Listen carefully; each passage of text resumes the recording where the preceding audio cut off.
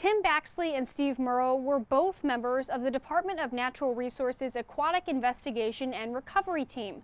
But what most people don't know is the same dive team that recovered the Smith boys was called back to this very spot just 2 years later to recover the bodies of 7 more victims, 4 of those children. Amidst all the devastation came the creation of a life-changing program. John D. Long Lake sits peacefully in Union County, home to the occasional boater or fisherman. This same landscape, though, is home to a tragedy that gripped the world for 9 harrowing days. In 1994, Susan Smith initially told investigators she was carjacked, the suspect making off with her 2 boys, Michael, 3, and Alex, 14 months, still in the back seat. When he made me get out of the car, I tried to get my children. I just begged him, please let me take them. That prompted officials to call in the DNR's dive team to canvass nearby bodies of water. We didn't ask a lot of questions, but we knew we were looking for a car or we were looking for bodies. Tim Baxley joined the dive team in 1990 and admits it's not for everyone. It was a very tough job. Like I say, it's not recreational diving. This is a mission and you really have to have a calling for it to do it. After sweeping the shoreline of the lake, the search turned up nothing. Baxley and the rest of the team left Union and returned to their daily routines. That was until they received a call from Steve Murrow on November 4th, 9 days after that initial search. Another one of the divers and I went out and actually laid hands on the car and determined that the bodies were inside. Susan Smith has been arrested and will be charged with 2 counts of murder in connection with the deaths of her children.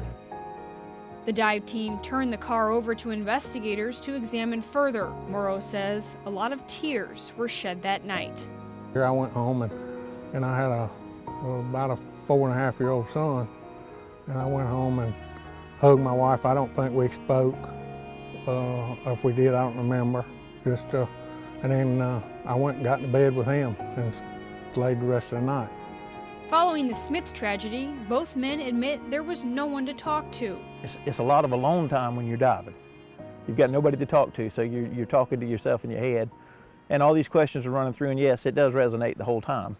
But the trauma didn't stop there. 2 years later, Murrow and Baxley were called back to the exact same location. This time, the recovery mission involved 7 victims. Just looked like it's got a bad omen. They had stopped to look at the monuments for the Smith boys when their car rolled down the boat ramp into the water. That was a very traumatic experience to hold in, but you man up and you be the tough guy. Following the 1996 drownings, law enforcement officials began recognizing a need for an outlet for those involved in traumatic experiences. Murrow says he did not initially see post-traumatic stress, but it came through with the help of the program known as SC LEAP. My wife and I had lost an infant prior to this, and I was having trouble dealing with the fact that we wanted one and lost it, and these people are just giving them up. Following his breakthrough, Murrow became a counselor as a member of the SC LEAP peer group.